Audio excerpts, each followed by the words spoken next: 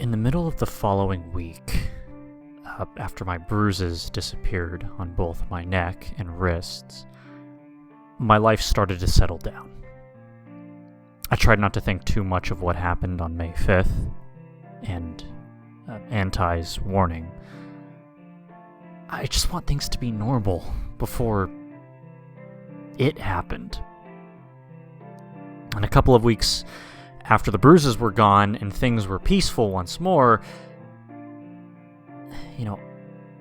although I was physically and mentally scarred from the incident, things were looking up still.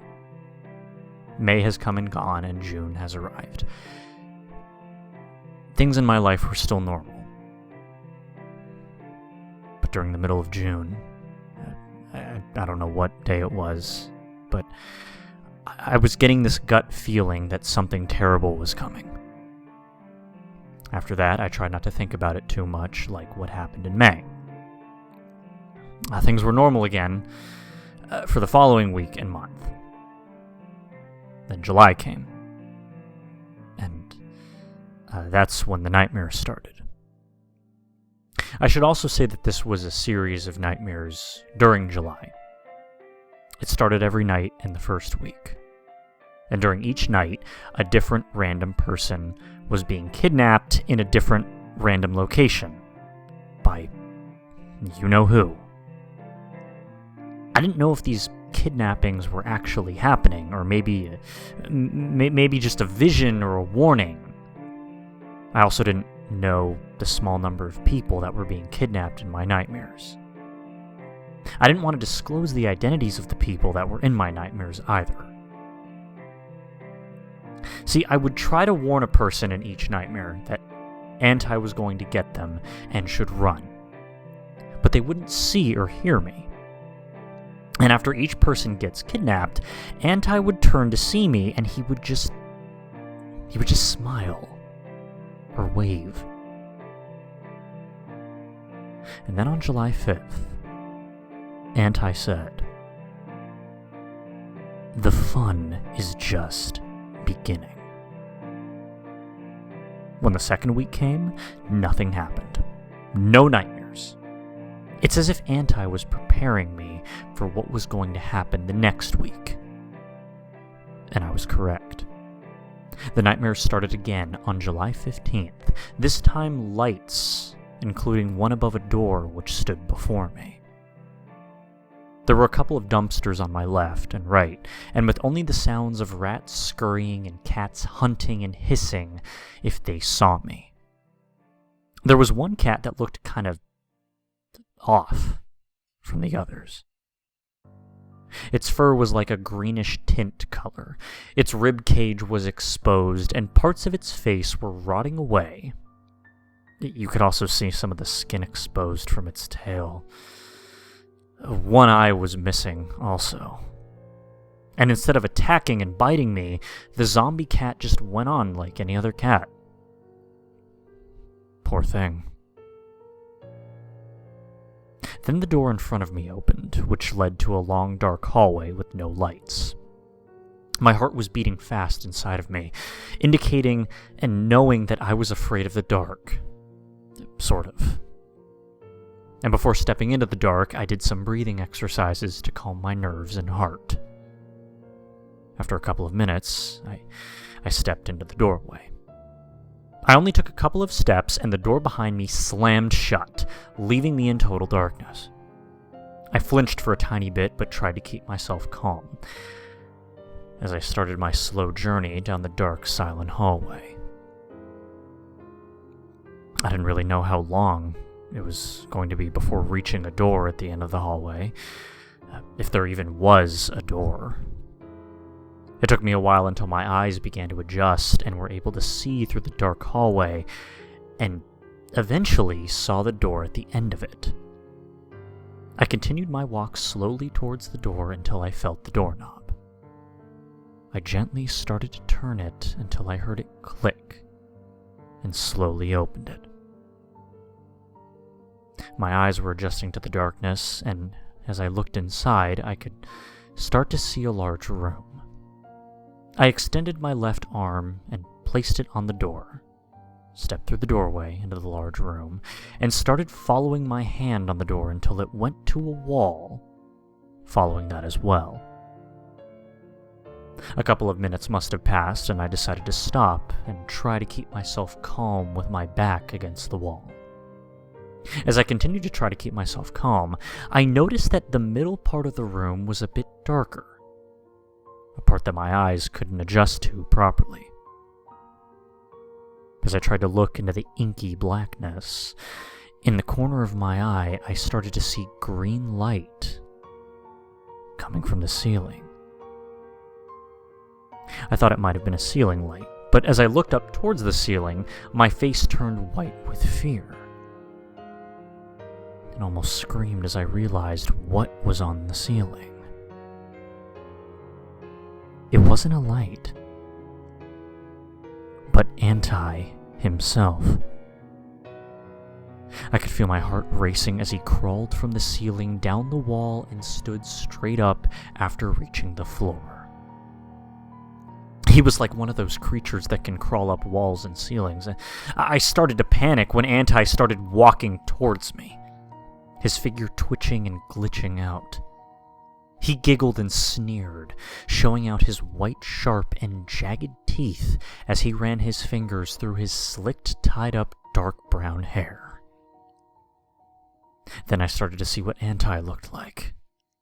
He was wearing the usual black t-shirt and black skinny jeans with holes on the knees. He was also wearing black Converse shoes with white on the bottom. He wore large gauges in his ears. His skin color and aura, or atmosphere around him, were a greenish tint color. His hands were black and clawed, like dragon claws. And also, if his hands were charred from the smoke of a fire or coals, it just stayed there. That was the consistency. He had long pointed ears like any mythical creature that had pointed ears. His eyes were different from one another. His right eye was green, blue, and black, while his left was black, green, and black. And his neck, he didn't have just one neck slash across his throat. He had multiple neck slashes across. And as he came closer, I knew that there was no getting away from him. If I ran, he would kill me instantly. And as he closed the distance between me and him, I looked away from him, closing my eyes. I said goodbyes to my parents, including my sister, and told them that I loved them, all as tears rolled down my face. Anti giggled. Oh, how cute! I shot open my eyes as he spoke. I felt one of his fingers under my chin as he moved my head until I was looking at him at eye level. This time I was really frightened and felt trapped as I saw his other arm against the side of my head and his hand on the wall. It's so cute how one of my favorite puppets pleads for her life and even says her goodbyes, he stated as he glitched behind me, placed a hand on my throat and his other hand holding my arms behind my back.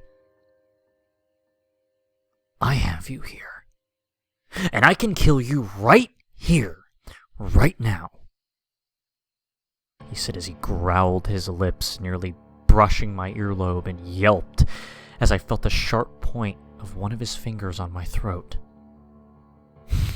But killing you wouldn't be as fun as torturing your mind. And I'm having fun. His thoughts ran through my mind. No, I'm not having fun.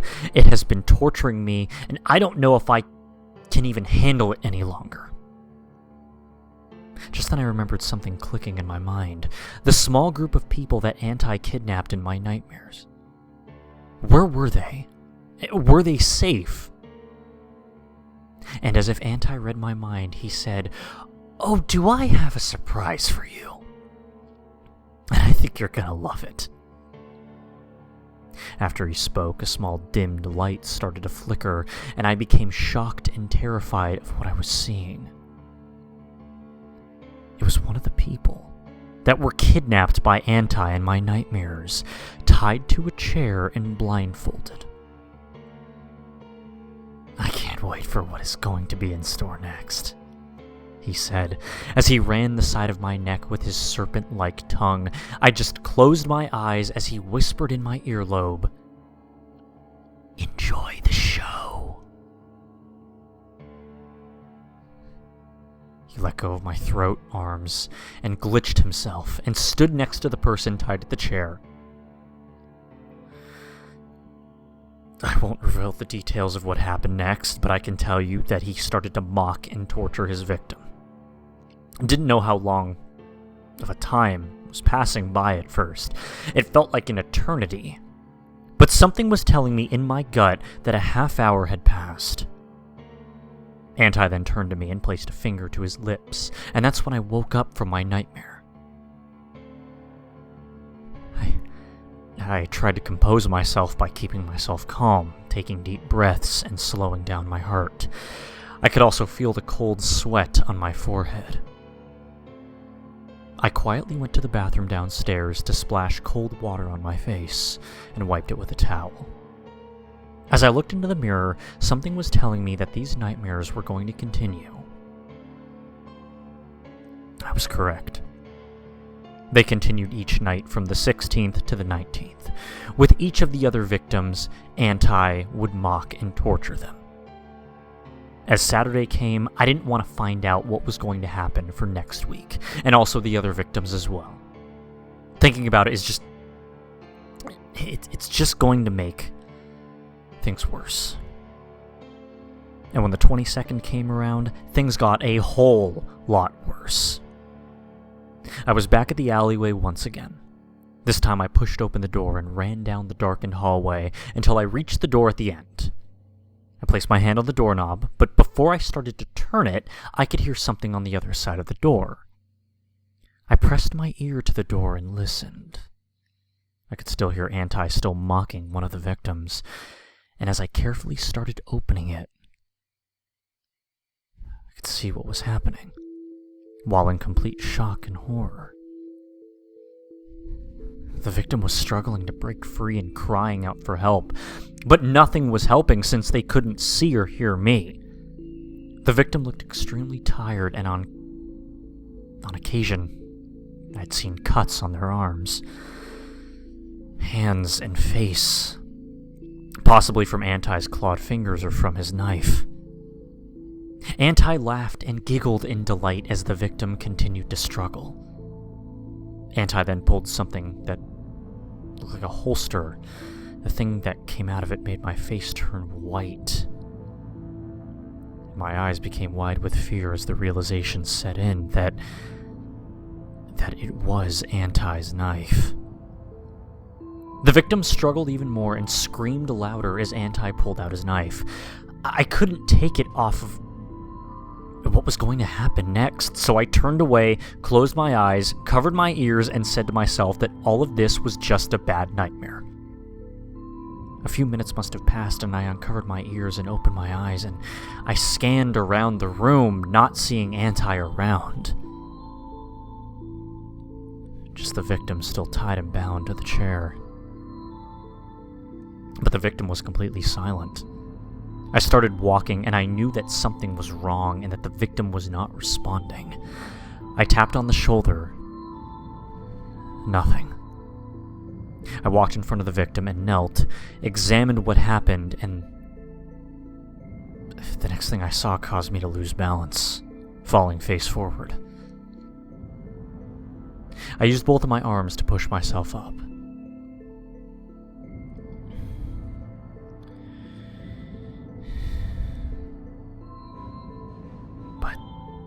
But then something was forcing me to press my head to the floor like a foot.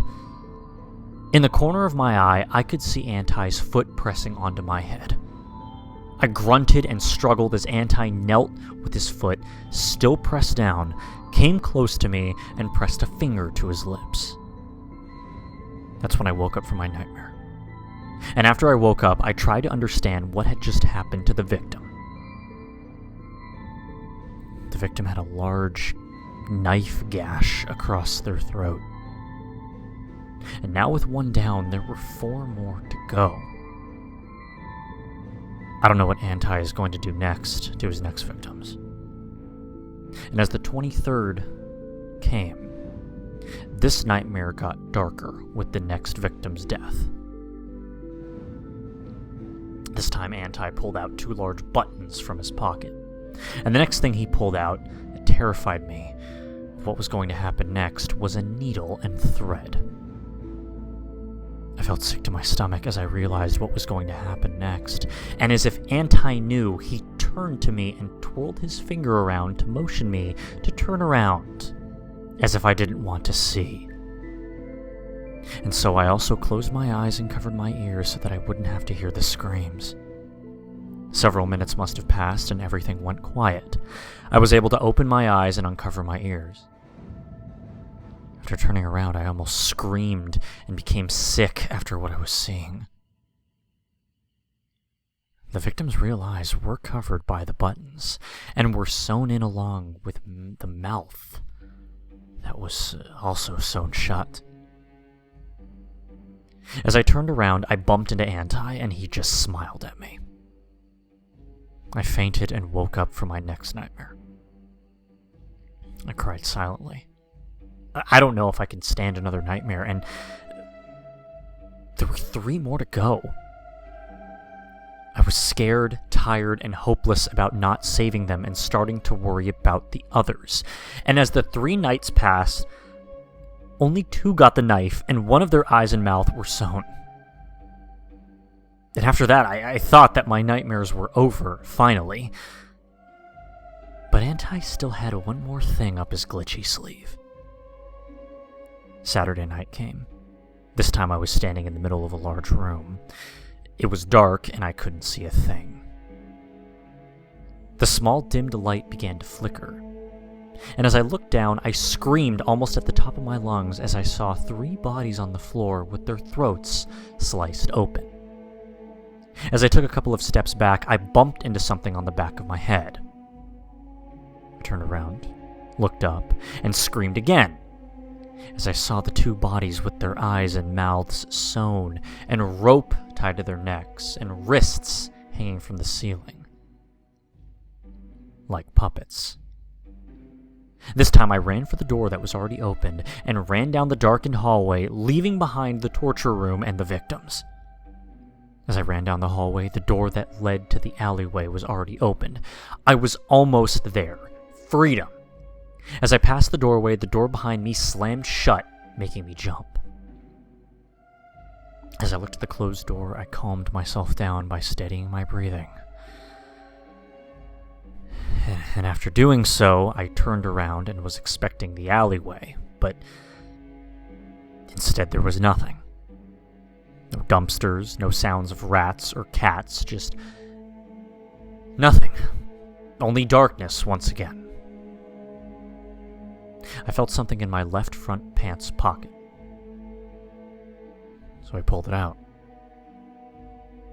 It was small, cold, hard, and rectangular, and there was something inside of it.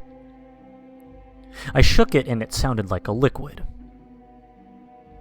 until I realized, finally, that what it was a lighter. It took a couple of tries until I finally got a light, and that's when I saw the stairway. At first, I didn't really know how it got there, but instead of questioning more, I started my slow, steady climb while keeping my hand on the wall as I climbed the stairs. It was after the second flight that I started hearing something. It sounded like little kids laughing and playing were nearby. And I was completely confused. Were there kids in the building? I wasn't sure, so I continued my climb with the kids' laughter in the background. Until at one point I started to hear a music box playing nearby as well.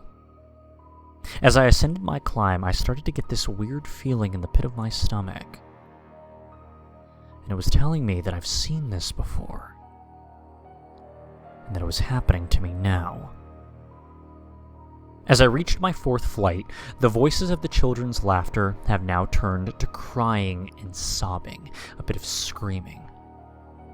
I also started to hear the music box more now. On the 5th flight, I could hear a mixture of voices of children laughing and giggling, screaming and crying along with the music box playing. And as I reached the final step and turned the corner, a long dark hallway stood for only 2 seconds, till the hallway was glowing red, becoming glitchy and distorted. I realized for a second where the red light was coming from. It was coming from the room down the hallway where Anti stood in the doorway with his back turned and facing towards the room. I realized that I was reliving the scene that happened to Chase Brody at the end of Dark Silence. Anti then slowly turned his head around and he smiled and showed off his one glowing green eye. I was frozen in fear and did nothing as Anti walked at a fast pace towards me. I braced myself for impact and closed my eyes as Anti got even closer. Until nothing happened. As I opened my eyes, I was in complete darkness once more. Nothing was around me at the moment. I steadied my breathing. Once again. And suddenly, out of nowhere, Anti leapt towards me from the darkness. And that's when I woke up from the nightmare. I calmed myself down one last time and just went back to sleep with no more disturbances. Sunday went on as usual, like any other Sunday. Church and relaxing. It was later in the afternoon when I went downstairs to get a snack, and as I went back to my room, laying on my bed was a sheet of paper with names written down. As I looked at the handwriting, I knew that it wasn't either of my parents' handwriting. It was Anti's. The names on the paper weren't just names, but instead Discord usernames. And there were 5 of them. Then I thought of what if the 5 names were the victims that were kidnapped, mocked, tortured, killed in my nightmares. Maybe there was still hope after all to save them. So that's when I started to make my Discord server under the name of Nicole's World, which is also one of my YouTube channel names. Even my main channel name is my name. But I decided to call it Nicole's World because I love to travel and would love to go places around the world. I've been on Discord for some time, joining several different servers, chatting with others across the country and in the world, and still learning how to use it. After I created my Discord server, I invited the people that were on the list that Anti kidnapped and killed in my nightmares, and had my first conversation on that Sunday. It was great. Throughout my first conversation, at least, even though the group was small, but at least it was a start. I know that I should tell the others of my whole experience with Anti and encountering them and warning them of what happened to them in my nightmares and in the future, if anything should happen. But telling them now would be too soon. I just need a little bit of time before I can tell them my whole story. Sunday night came, and for the last few days and nights of July, I didn't have any more nightmares. When August came and things were slowly going back to normal for me, still no nightmares. But I know that I have to tell the others about everything and warn them as well. So, during the second week of August, I tried to figure out a date, if the others were going to be available for a VC, and picked one. On Friday, I had another conversation with the others. After a while, I asked them if they were interested in a VC on the 24th, if the others were not too busy. They agreed on the date. The days and nights went by, and the day for the VC came. We were having a great time during it. We talked about different things, our daily lives, school, activities, etc. But then I knew it was time to tell them about everything. To warn them as well. At first, I thanked them for stopping by and joining the VC, and they appreciated it. Had a great time. I asked them first if they had seen a video that was uploaded back in May, called Mayhem Audio Log. They were curious at first, then one of them remembered hearing it and recognized my voice. The others recalled hearing it also, and said that they were quite impressed with creating my own Jacksepticeye creepypasta. One of them even said that it felt like it had happened to them. The VC became quiet for a second, and I broke the silence by asking the question to the others. That what if Jacksepticeye was real? The others just started to laugh, saying that Anti was not real, and is just a character created by the minds of the community, etc. I didn't laugh, and the VC became quiet once again. They asked if I was serious about Anti being real, and I responded by telling them that they were not safe. It was impossible for them that Anti might be real and not just a character. Then I told them if they want to know, and also listen, I would tell them the actual truth of what happened on May 5th. I will tell them the other part of the story once I was with the first part of the story. So they agreed and would listen. And so I told them the extended version of what happened on May 5th. Later on I finished, and I couldn't exactly tell by their reactions, but it's as if they were processing and trying to understand what happened to me back in May. They were even worried about me at first, then became relieved that I even survived an incident like that. I appreciated their compliments. One of them asked if I was still safe, and I responded that I was safe for now, but that the others were in danger. The others sounded confused, and they asked why they were in danger, and I told them, after what happened in May, that I started getting nightmares about them, and that something bad was going to happen if they don't keep themselves safe. I also told them that in the next part of the story, they need to listen and pay attention. I told them that the next part was going to be a bit longer. So again, they agreed to listen and pay attention as I started the next part of the story. When I finished that part, from my nightmares to the VC, they sounded absolutely terrified. Even a couple of them felt sick to their stomachs about hearing about their deaths in my nightmares. I wasn't even sure if anyone would believe me.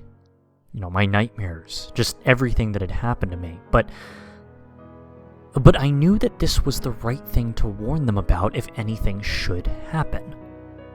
They also asked if I had gotten any more nightmares, and I told them that I haven't gotten any more nightmares since, thankfully. After a little bit more conversation with the VC, it was done. Maybe it was enough to warn them of what happened to them. To also tell them the extended story of what had happened in May.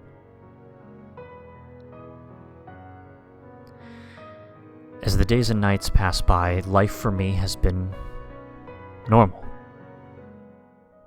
I haven't gotten another nightmare since.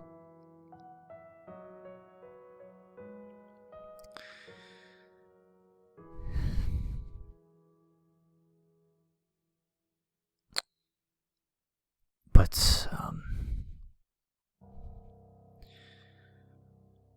well, as the final week of August came, I started to get this weird feeling in the pit of my stomach that something big is coming. I don't know what it is, but we will be ready for it.